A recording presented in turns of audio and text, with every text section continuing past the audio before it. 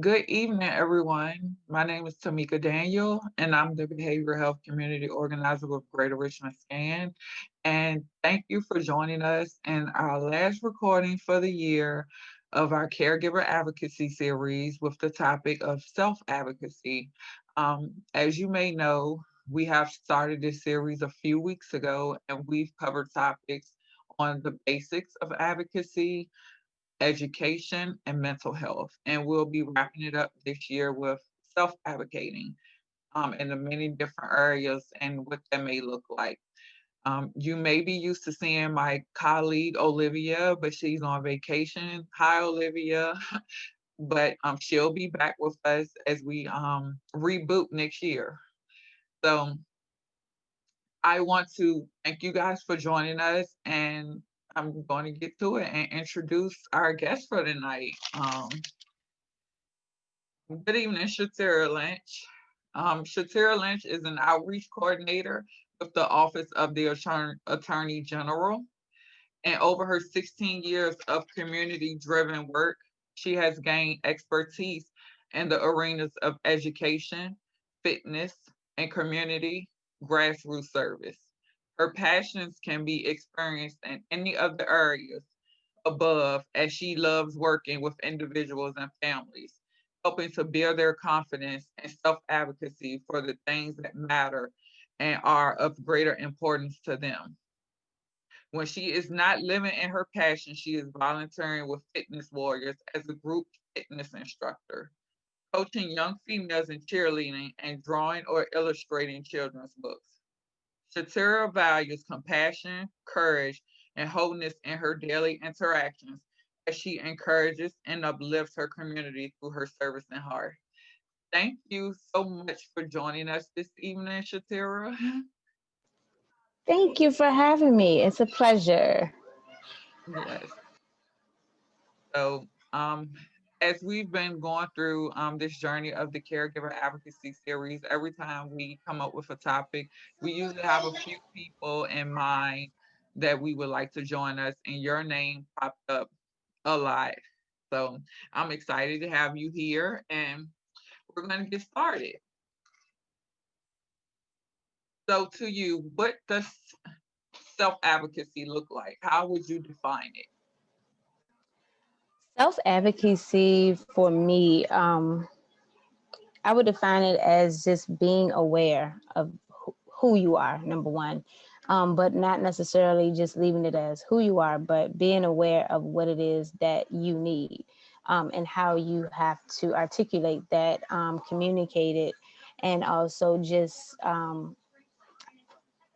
more importantly, be in tune with yourself, so that it can come across in whatever manner, or whatever avenue that you happen to be on. So it's a very important skill, I would say, to learn, but it's also a very important, once you do learn it, it's very important for you to actually input it into your daily life intentionally. I would completely agree with that. And to just piggyback off of that, as we've stated, this is a caregiver advocacy series, but as you guys may know, it's kind of impossible to advocate for someone in your care when you can't even do it for yourself. So that's why we wanted to end things with speaking on advocating for yourself, because that is particularly and probably of the most importance in anything that you'll ever do. Because if you can't figure out what's going on within yourself and how to speak up for the things that you need, and even first acknowledging that you do need, then it's going to be kind of hard to even take it to the next level with advocating for someone else. So that's what it means to me. So going forward, was there anything in particular that triggered you to start advocating for yourself? So I have a lot of different. I guess I can say I have a lot of different things that have happened, throughout life, personally and also professionally, that just made self advocacy one of my forefronts of focus for me. I would say I was a teen mom, So I had to advocate for not only myself, but for my child that was, coming into the world. And then after my child came into the world, I had to be able to speak for what it is that I needed to do as far as finishing school and, making sure that people had confidence in me, and I had to keep that confidence within myself. But then, like I said, as being a parent, growing up as a young mom in a world where, some of that stuff is looked upon as taboo, um, I would find myself being in situations where they overlook us because we were young. We were young parents, and they did not value what we had to say for our kids, or they didn't value what we wanted for our kids. And so that self advocacy, I had to understand how I felt about things instead of reacting to a lot of the things that were done, or comments that were said, or behaviors that were, um, I guess, happening to me. I had to learn how to understand how I felt so that I can be able to, in a positive manner, advocate for myself and for my child. And then, as growing up throughout life, many different situations have occurred professionally that I had to really learn how to not be always, not necessarily not being nice, but I had to not allow myself to be walked over, or ran over or taken advantage of because I was mal and I was very modest in a lot of the things that I would do, or a lot of the places and spaces that I would occupy. So that ended up being where I, if I was in a situation where I was, supposed to be doing something um, within a professional field, and others didn't have that they didn't believe in me, I should say, I had to understand how I felt first so that I can be able to articulate and actually show, that I deserve to be in that space, or that I deserve whatever it is that I was doing or wherever it is that I was asked to be. And so I do know, and it still grows. I will say self-advocacy is not something that's mastered for myself. I think every day, that you discover different things within yourself, situations happen, circumstances that you're a part of, you have to learn how to advocate for yourself in a different manner to accommodate that particular situation. And so, like for instance, right now we're at home, we're with COVID. I have a newborn, a 5-month old. Actually, he is 6 months today. So, and being a part of having a pregnancy happen, and then going from having your significant other, your spouse, attending appointments with you, to now they have to stay home and it's just you. How do I advocate for myself to make sure that I'm not forgetting things that are important to both of us, in that conversation with the doctor, and making sure that, when it came time to give birth and afterwards, that I am continuing to advocate for the things that I feel that are important, that, such as postpartum and being active and being available for the rest of my family, and not just myself and just the baby. So, like I said, this is a learned everyday task for me. And I have not mastered it at all, but I'm getting there. I think that's all you can do. I know, speaking from my personal experience, just the word self was like taboo. Like, once you had children, self being included in anything was taboo. So Mhm. for the longest, I better not have ever mentioned to anybody that I needed a break. If you don't Mhm. deserve a break, you lay down and have them kids. So, your ancestors did it without help, so you can do it.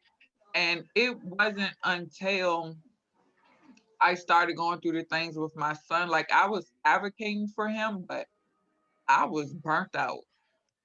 Mhm. I was burnt out, and I know I was only given the bare minimum. And I still felt like I wasn't doing enough. So I'm trying to be superwoman. And it wasn't until I started putting myself in the hospital. Wow. And then, probably like 2 years ago, I passed out and I broke my nose and my Wow. face all up. And they said it came from stress. Mhm. Mhm. And it was at that moment, when my children found me on the bathroom floor with blood everywhere, that I realized, This is not about being selfish. How can Mm-mm. I possibly give them the best possible care if I'm falling to pieces? If something happens to me because I'm not taking care of myself or speaking up for the things that I need, what's going to happen to them? Right. So it was from that moment on that I knew something had to give. And from that point on, started to I started opening up more, started speaking more.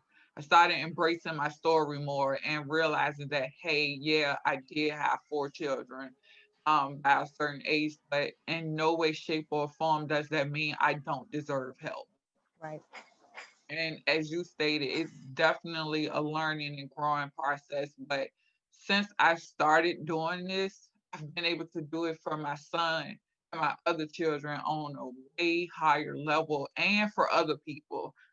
So just piggybacking off what you said about you're not completely there, I'm not neither. I'm definitely learning every day. I still have to check myself sometimes. Still have to check myself sometimes, because when you're in this journey, people will make you feel like you're doing something wrong or you're being selfish. That word self keeps coming up. And a lot of times it makes it feel like you're being selfish, but in no way, shape, or form are you being selfish. It's the number one most important thing is to look out for yourself. So That's so true. That's it so is. true. So that will kind of lead into my next question. Why is it important to self advocate?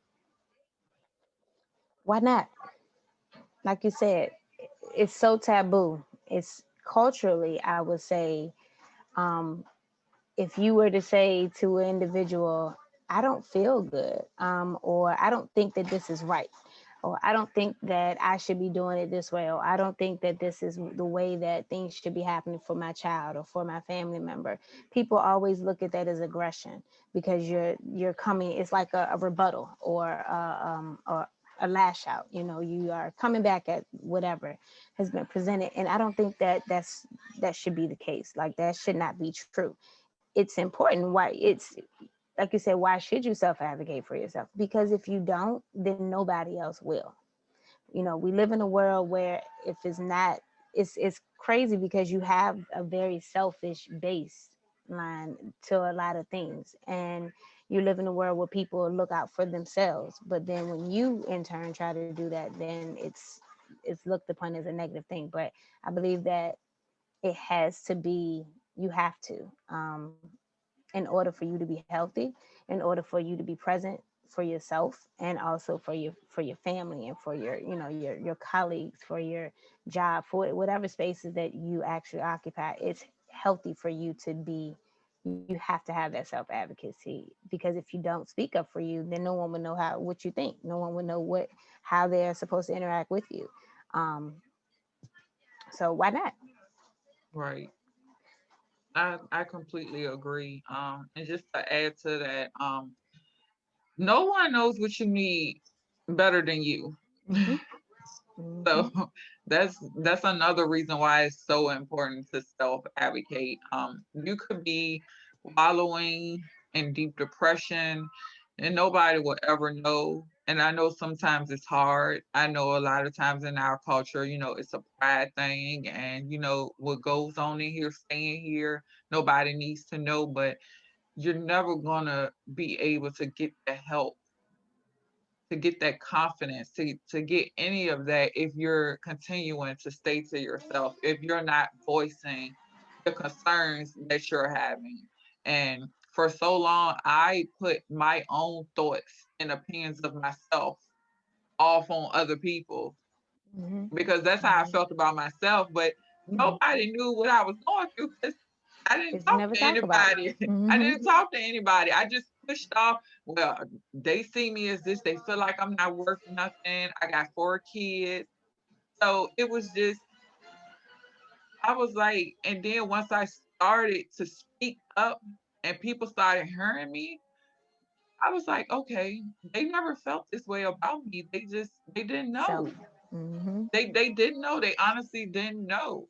So it goes back to self. That's why I say self. That self word is so big I feel that number one, because a lot of the times we weren't taught that. We were taught to take care of self. Like you said, what happens these days is you don't talk about certain things. You don't, you know, if something happens in your family, no one knows but just your family. It doesn't even go out that house, out the door, out those four walls.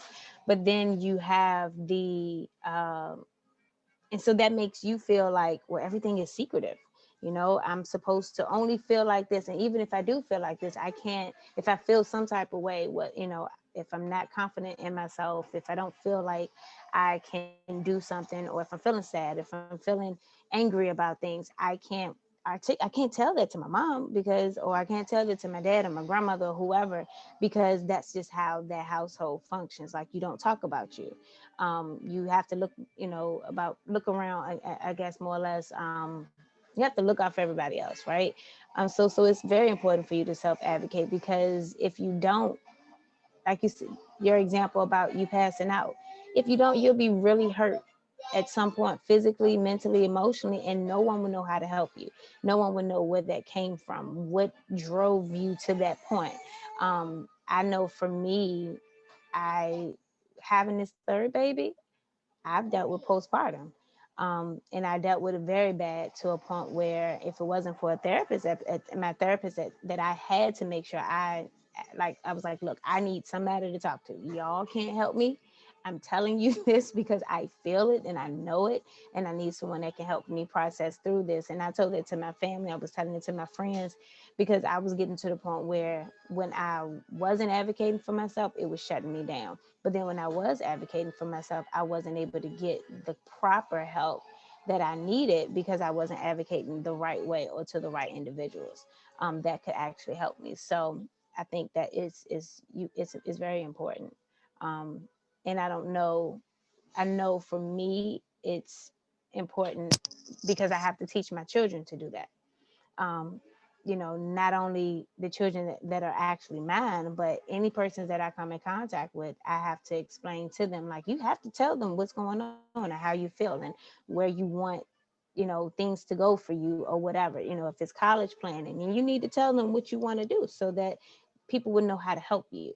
And I think that's the important piece. People need to know how to help you. And we don't know how to help you if you don't know what you're feeling and you can't advocate for that, or you don't know how to advocate for that.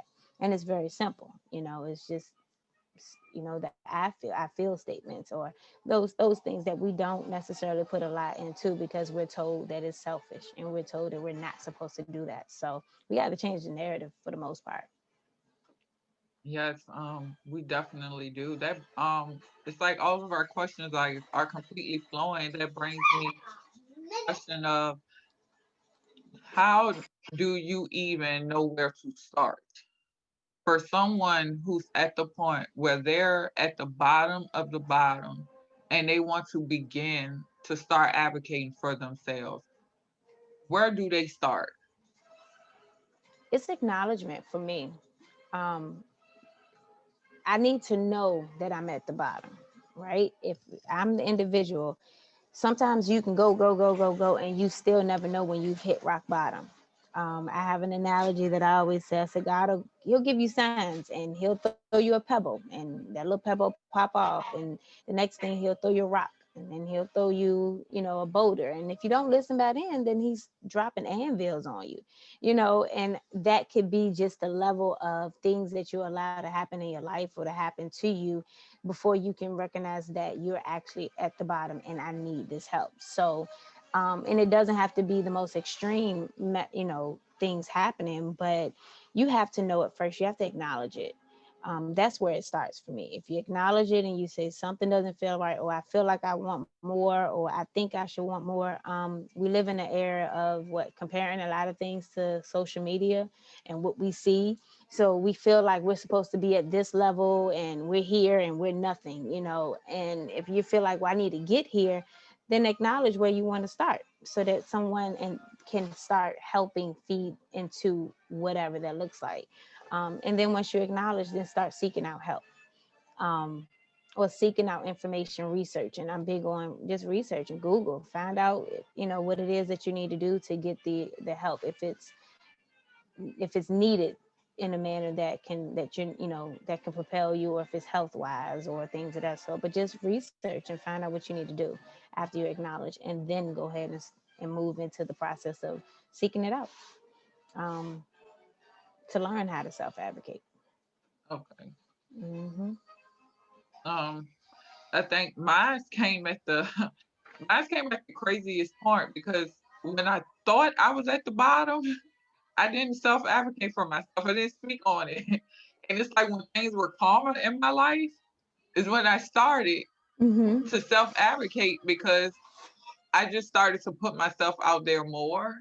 So it's Hmm. like even I was when I felt I was at the bottom of the bottom, just completely going through it, not taking care of myself to the best of my ability. I wasn't taking care of my children to the best of my ability.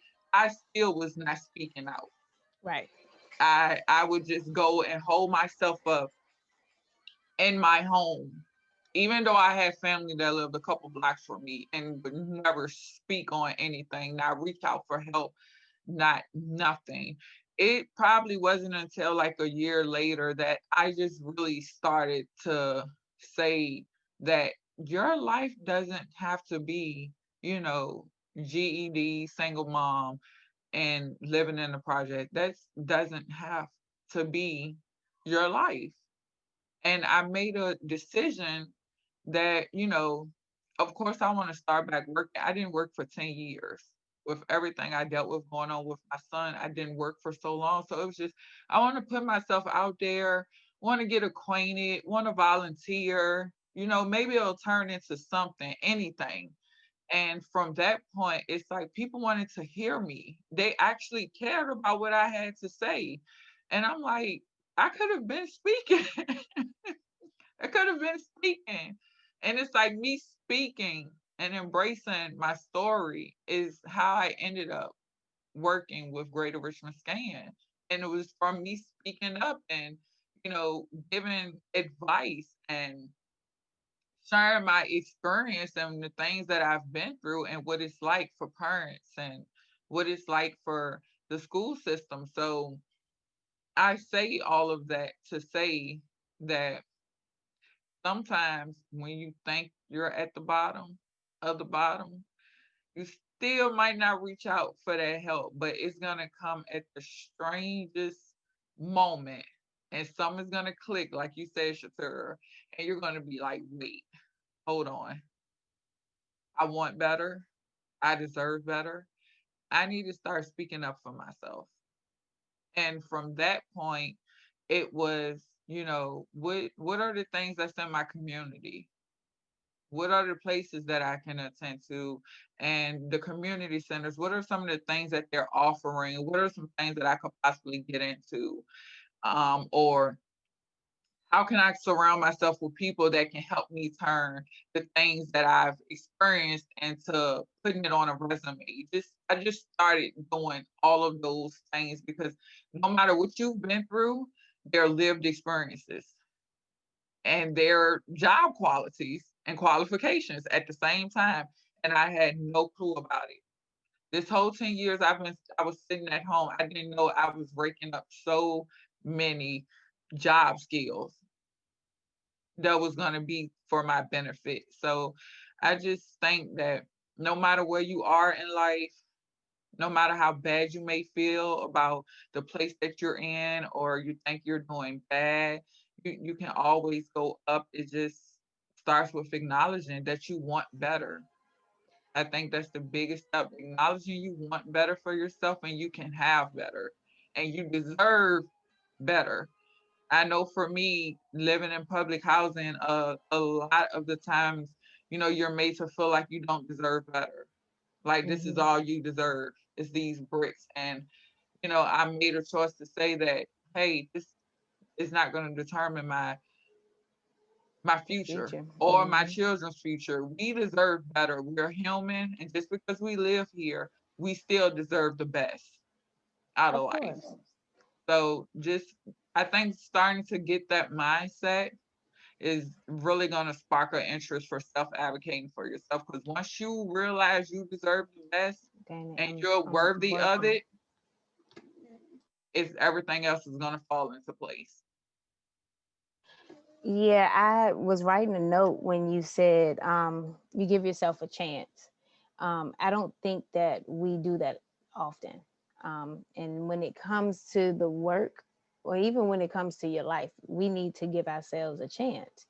There's an expectation that's out there that you're supposed to have this, and that. It's everything is supposed to be cookie cutter, and there are no cookies that look like ours, right? There's no cutter little stencil or whatever that looks like ours, but that's not true.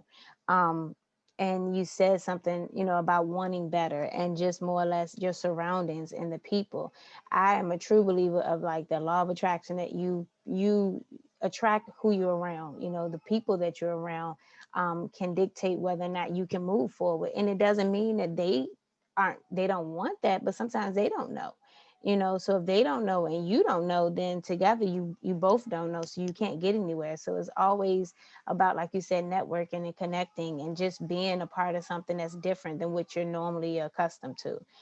That could be those, like you said, the community volunteer activities, and just being able to be in spaces that were not seen as spaces that you should be occupying. Just because you have a GED does not mean that you can't have a educated conversation with anyone.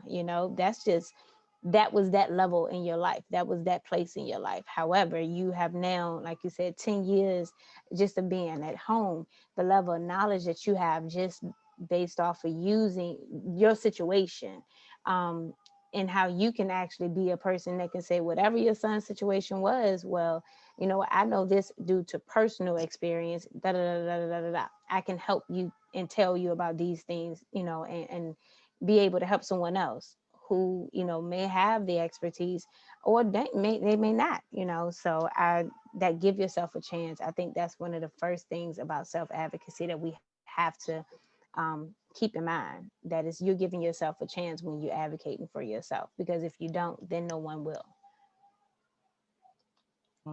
And giving yourself a chance, it ties into being patient with yourself. Mm-hmm. Mm-hmm. And so that goes into my next question of, even when someone's realized that they want better, they deserve better, they're ready to start speaking out. How do they deal with the uphill battle that they're going to face? Then I'm working. How do you deal with the battle? Um, have confidence in you. That's one of the biggest things.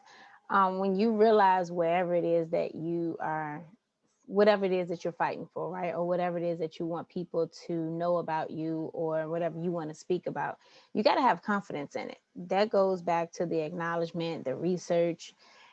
If someone says to you about your situation where you don't know, you know, about blah blah blah blah, blah, well, they're saying it because that's how they feel. But when you come back with confidence and you tell them, yes, I do, because of A, B, and C, then that right there will resonate more than just having to deal with the battle in itself.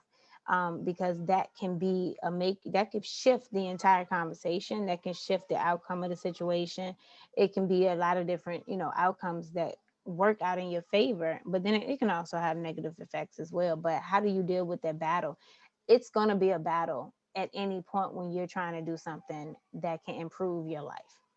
um, if it's a battle, for persons that are sick, if they have, cancer, it's a battle. You have to have chemo. That's a battle. Your body is battling a sickness and it's trying to get better. If you are, out here trying to, like you said, living in public housing, that's a battle in itself, where people have this, is a stigma that's associated with public housing. There's a stereotype of what type of individual, and individuals come from that, and what they where they belong and what they deserve. That's a battle. So you just have to have confidence in knowing what it is that you want and staying firm in it. So that when those different trials come throughout that battle, you know you may not be 100%, confident in what you know, or the information that you have or whatever, but you got to have that 100% confidence in yourself that you can face whatever it is. And then when you can't, then you can speak up and say, I need help. I need someone else that can assist me in this process. Or I don't know everything, but I'm able to say I can, deflect to this individual or these people that can help me, get through it. So you just got to be ready. Got to have confidence. You can't go into any battle and not be confident. Yeah, You can get defeated definitely. out at the beginning. Yeah, definitely. Got to have confidence. And, speaking on one particular situation in my life when I was advocating, it was about my mental health. Um, Not the first time I dealt with some issues. The very first time I dealt with issues, it was after a miscarriage, and I fell into a deep depression. And first thing I did when I went to the doctor, I filled out the paperwork, and they told me I was depressed and prescribed me some Zoloft. Yeah, they didn't talk to me. They didn't offer me any resources, any hotlines, anything. And me being me, I'm like, I'm not taking this. But I'm just thinking about the people who really aren't in that place, and they're made to believe that they need this medication. I find that in the work that I'm doing, fighting for mental health and what you need is like one of the biggest battles that people are facing in this day and age. And that's where that confidence, like you said, sticking to your guns.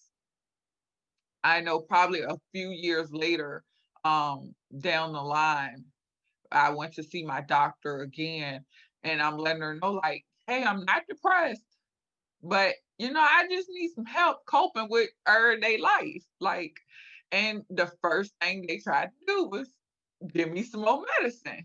And I'm like, look, I don't want that. I don't need no medicine. That's not going to get to the root of my issues. It's not going to help me to cope with the things that are coming my way, because let's face it, things are going to be thrown at you every day in your life. And the problem is, most of us didn't or don't know how to cope, how to manage, how to push through. So for me, it came in one of the most unlikely places of me going to court for a restraining order and them asking me, did I want any other services?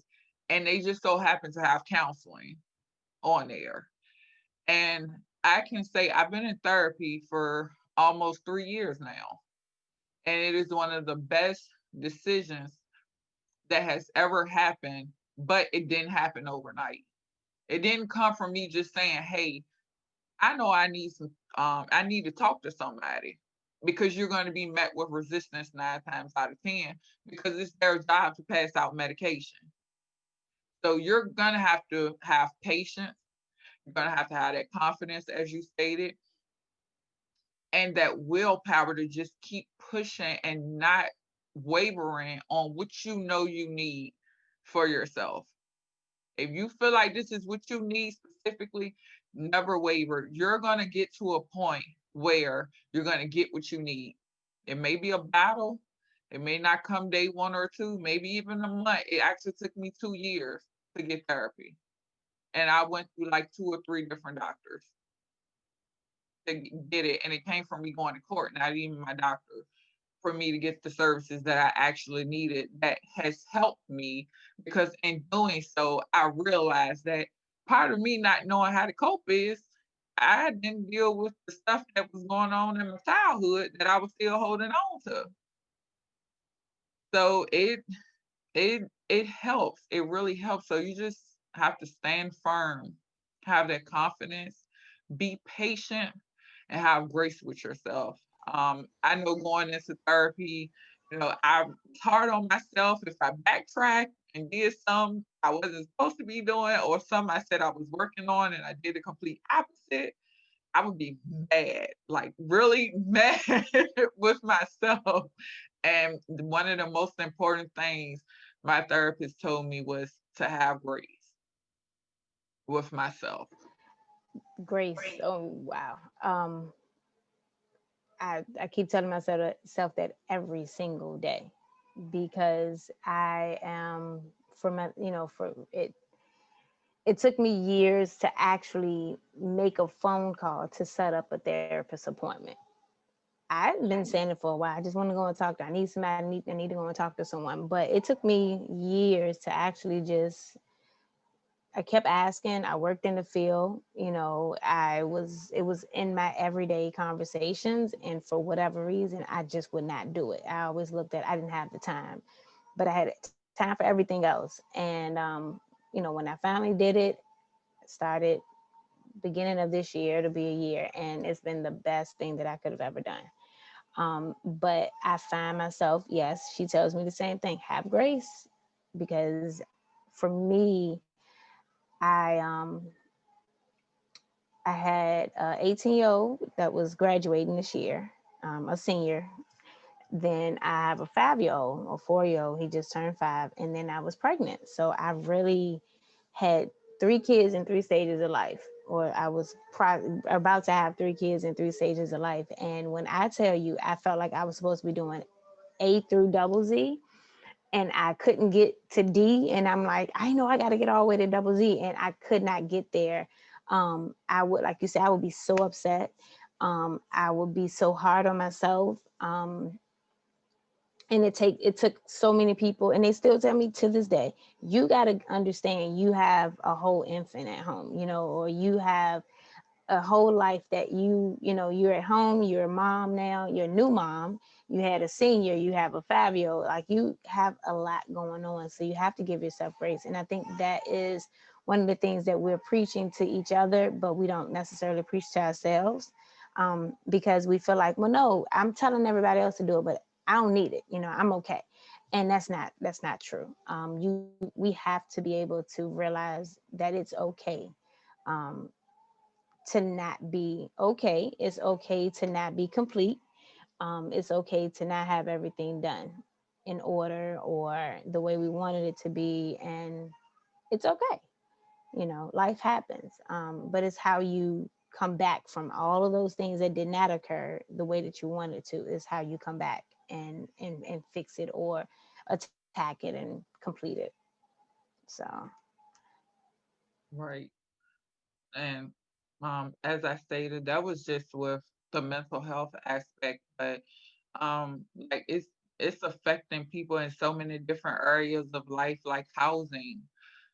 Like I'm on a journey now into getting out of public housing and just trying to advocate for myself and to speak up on certain things is that's like another whole ball game. Like I'm good in certain areas, but it's like when you start to add on another area in life, it's like you're going back to square one. And that's where that patience comes back in, that confidence comes back in. Like it's no cookie cutter ingredients to everything in life. You can be dealing with advocating for yourself at work, and it's going to look completely different from advocating for yourself for housing, advocating for yourself in the hospital setting, getting medical care, receiving mental health. Is going to look completely different in every arena of your life. And that's where something else that you spoke on comes into place, that research. Don't be afraid to pick up your phone, check that Google search engine, and just type away. And that's where I get a lot of my knowledge from, just from the different things I got hit with, from being a mother of a child with autism to then, I got that down packed to a certain point. Then, boom, my daughter got ADHD. I don't know the first thing about this. So, what am I going to do now? So now I have to learn everything that I need to know about this. So it's just research that's gonna play a big part. And we talk about all the good aspects of self advocating, but you know, sometimes there has to be a balance. And sometimes you're gonna encounter some situations where you need to advocate for yourself, but is it always the best policy? So that's my next question I wanted to speak on. Um, how do you determine when and when not to advocate for yourself? Wow. It's very, it's a slippery slope. It can be. Um, hold on one second.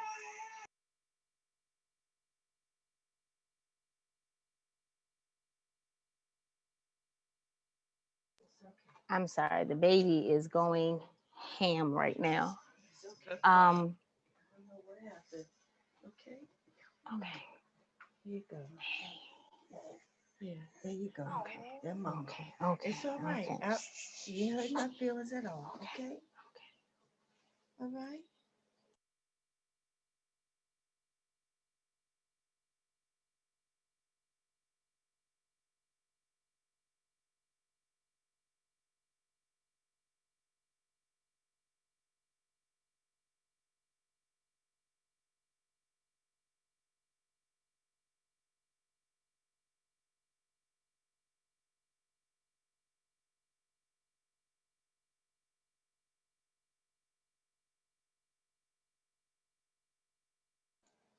Okay, had to get him quiet. Um, so when do you not, or how do you know when you should or you should not advocate? So I guess in your workspace, you have to, because you mentioned the workspace. In your workspace is kind of like one of those, you have to choose your own battles. Choose when it's worth it and when it's not. As sometimes speaking up for certain things about how you personally feel in a situation in your workspace may not be the best because what if it's a group activity or a project that you're on with other individuals. You're dealing with personalities, you're dealing with perceptions, different realities for everyone. So sometimes just speaking on how you feel um, doesn't necessarily work, right? It causes more conflict and friction than it does camaraderie.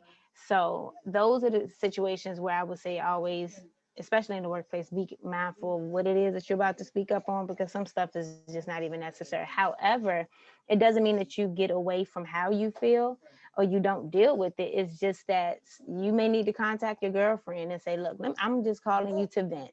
Or you write down, I'm a journaler, so I'll write down what I feel. I'll take a notepad. Okay. I'll take the notepad that's in my phone and I'll type in it. Or I just go for a walk. Being, I'm not gonna say being, but practicing self-advocacy doesn't always mean that you have to talk about how you feel, right? It's being mindful of how you feel. If you feel that headache coming on, then I need to go ahead and I need to step away. I need to take a breather. I need to listen to my favorite song or take a walk around the block or up steps or whatever.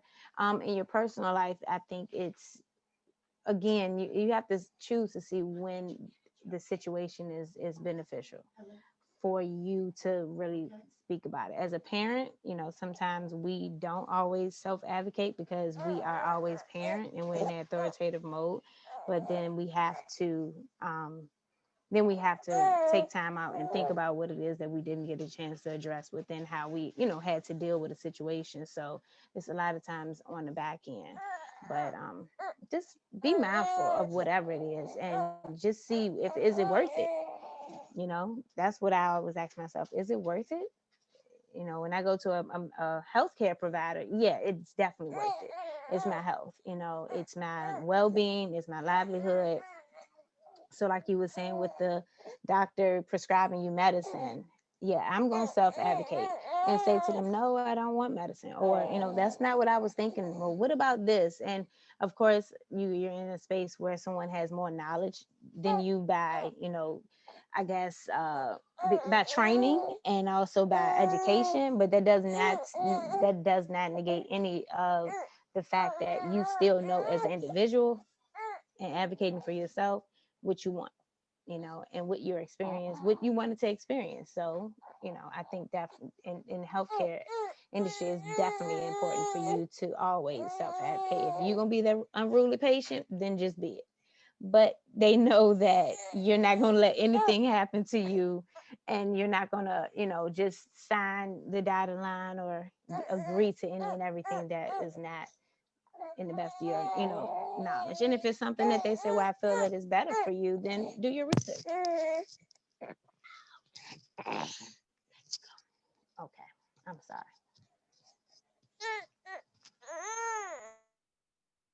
So before I get into the point I was gonna make, the part of what you spoke on when you said them having more knowledge, you're probably going to encounter a lot of people who may have more book knowledge on a particular subject. Like, say, for instance, we were talking about mental health. They may think they know what you need, which is medicine, but you know what's best for you. You know what you need. And that's why it's so important to, speak up for yourself. Don't let the title make you feel like your opinion doesn't matter, because it's your health, it's your care. They can have all the smarts and all the knowledge in the book, but they do not know you. They don't know what's best for you. You know what's best for you. So just stand firm whenever you encounter situations like that, when someone may has more knowledge about a specific area than you, because at the end of the day, it's about self. And for me, I really had to learn how to balance when and when not to self advocate, because once you start learning how to self advocate, you're gonna want to speak up all the time. when when something is not going your way, or something happens, you're gonna want to speak up. But as Miss Lynch just said, sometimes you don't need to. It's not worth it. It's not saying that, it's not important. It's the outcome of what you're advocating for going to be worth the possible consequences that may come with you speaking out. I can remember I came into a situation, and it's like, where I'm from, it's like you need to do something. You gotta do something, you know, they gonna think you soft, that you a punk, and it's like, it's my kids. I can't go out like that. But it's like, hold on, hold on, hold on. I gotta think, like, is this gonna be what's best? Me speaking up and asserting myself and speaking up for myself gonna help in this situation, because I know me, but I don't know anything about the people I'm going to speak with. I don't know how they're going to receive what I'm saying to them. And I don't want what I'm saying to be taken and blown out of proportion, and it possibly escalate a situation when I was specifically and only trying to speak up for myself and my children. So at that point, I had to make a decision that at this particular time, this isn't worth it. It isn't worth it. And I had to find an alternative method to advocate that didn't require taking that route. So that goes into, what are some of the consequences of not advocating for yourself?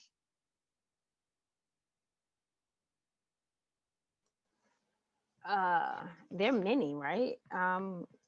It could be, if you don't, then if you're in legal trouble, for example, you don't advocate for yourself, and they say, do you want a lawyer? And you go, no, I don't want one. When you should have, but you felt so proud that, I'm innocent and I don't need this, but the situation looks bad. That a consequence could be that you didn't get a lawyer, so you don't have anybody to represent you that has a bit more knowledge with the situation. Um, a consequence, in school, I know for my son, when he was in school, he had a learning disability, and when he did not advocate for himself, he ended up receiving grades that he should not have received. um, because he wasn't advocating for himself. And I know that was met with intimidation at some point, because he just didn't want to seem like he did not understand in front of his peers.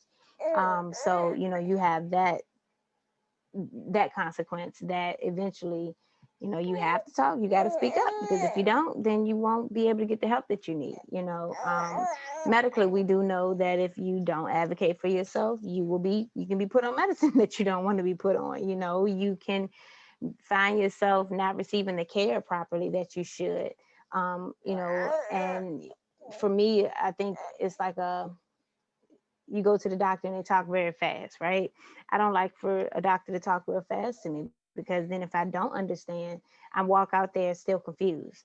And I walk out still, I'm probably even worse off than I was when I went in, because I'm like, well, now they've, spewed all this extra information to me that I don't even know how to process, and I don't even know what it means. But personally, for me, I know a consequence of not self-advocating is just basically not feeling whole within myself. And so it affects my family. It affects, how I mother my kids, or how I'm being a wife to my husband, how I'm being a daughter to my parents, you know, a friend to my friends. If I'm not self-advocating, then it's not going to have a positive effect in whatever the relationships are that I'm a part of. So I think that's one of the biggest reasons why you should, so that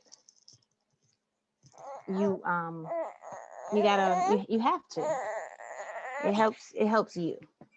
It helps life go easier for you in certain instances when it's done the right way. Yeah. I know for me, the self advocating part, it hit home at one point for my son. He's 16 years old, and he has autism, and it brought me to tears because he advocated for himself. We just went through a situation where, they found something on his liver. This is nothing. We found out it was nothing, but it was the fact that with my son, even knowing that anything is going on with him is difficult to tell because he's nonverbal for the most part. So when my son came to me and said, "Ma, I don't feel good.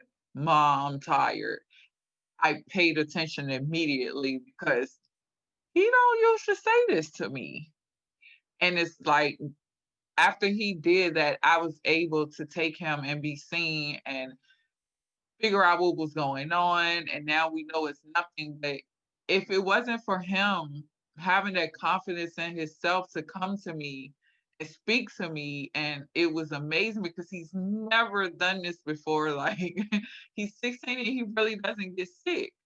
So it's like, okay, he's telling me something. Like he must really not be feeling good. So imagine, me not paying attention or him not having that confidence within himself to speak because he doesn't speak a lot. And it's possible I would have never known anything was going on with him.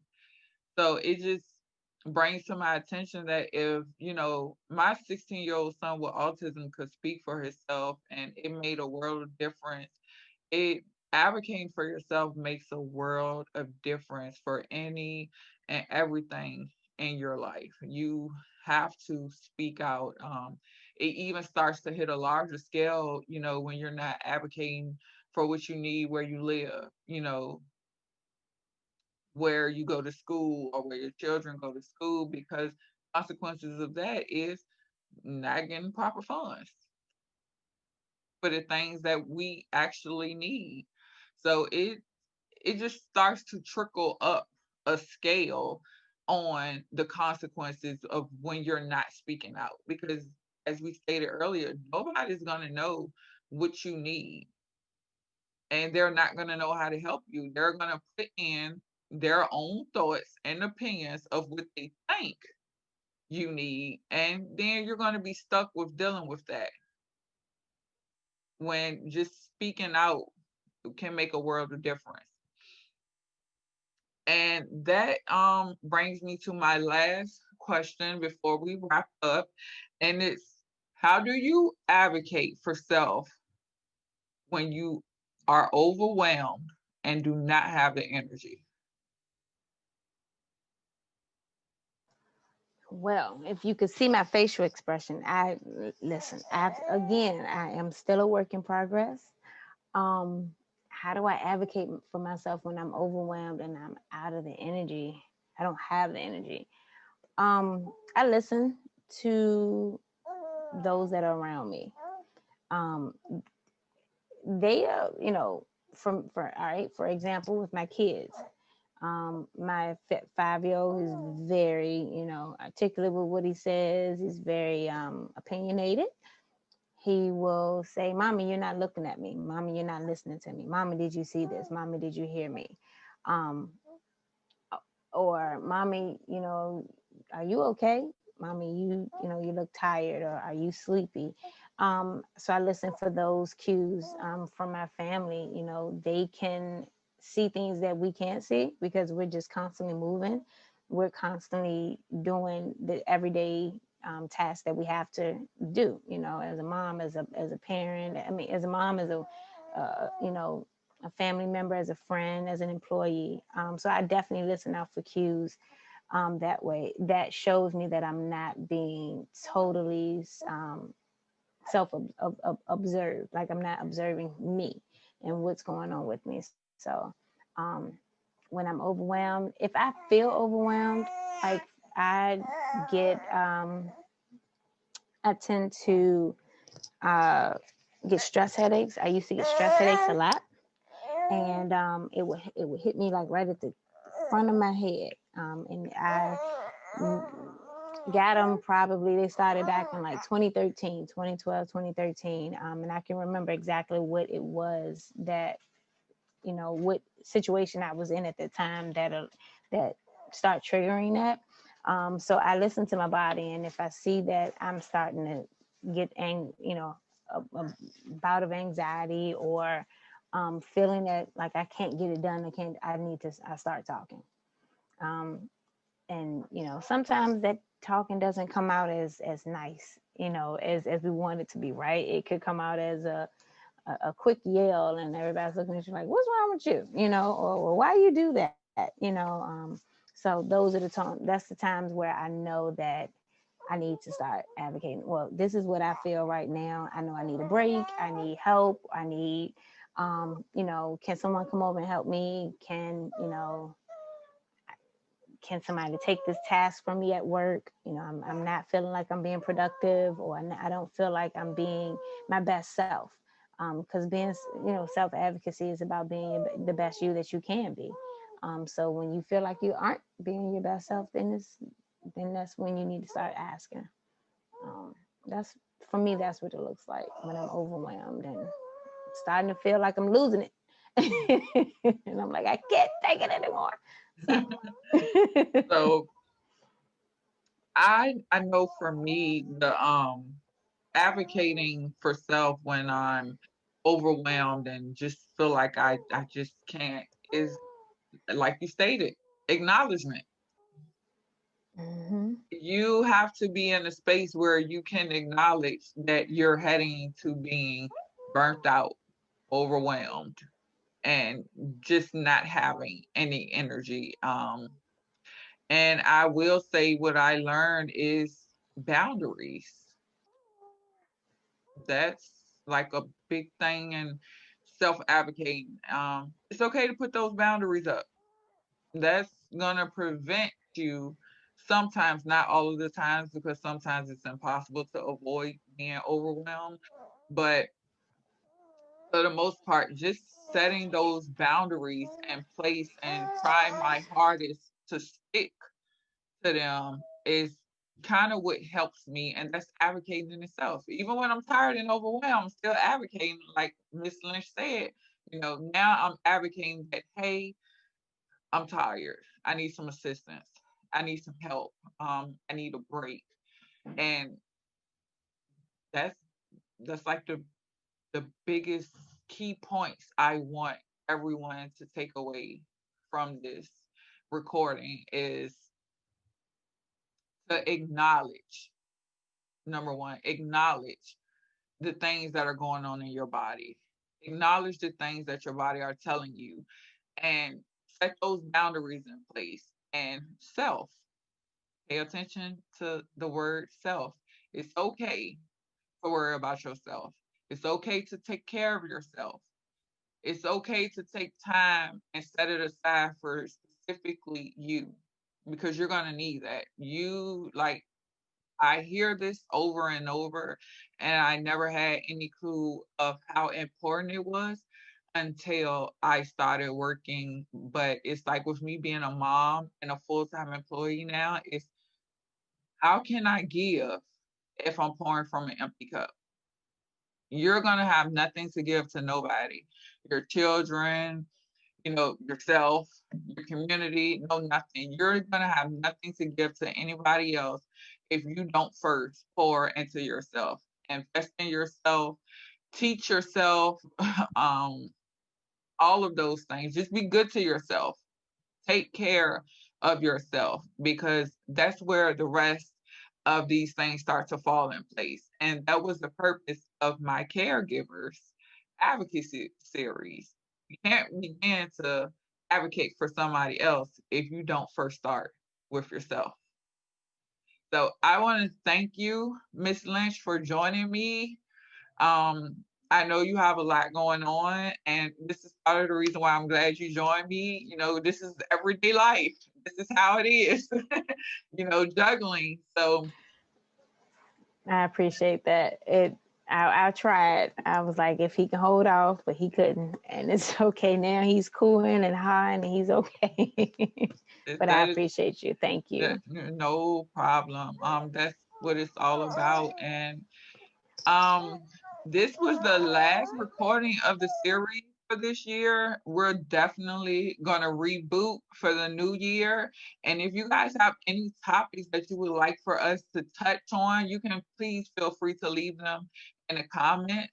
Once again, I want to thank you, Ms. Lynch. I want to thank all of my previous guests. I want to thank my colleague Olivia, who couldn't be here.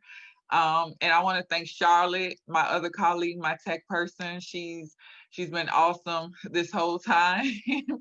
So thank you everyone for tuning in, and have a safe and happy new year. And I will see you then.